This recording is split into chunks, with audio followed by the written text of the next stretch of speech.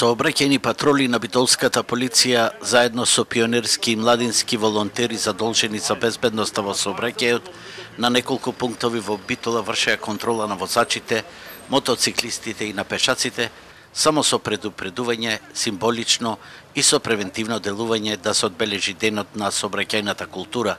Несовесните возачи наместо казни денеска добија лути пиперчиња, а совесните беџови. Но какви прекршоци најмногу прават учесниците во сообраќајот во Битола?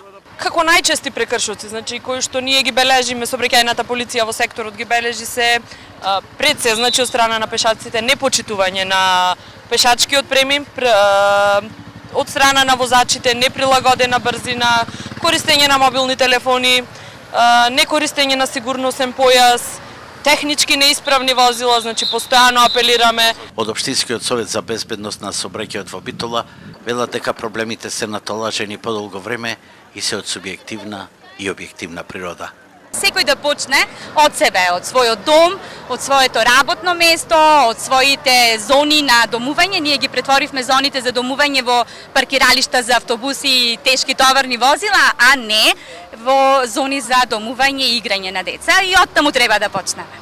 Во Битола покрај тесните коловози и сокаци најголема рак-рана е паркирањето. Сегашниот начин на уредување на овој комунален проблем е со зафаќање на дел од коловозите, а покрај ветувањата на локалната власт, барем засега нема на повидок изградба на катни гаражи.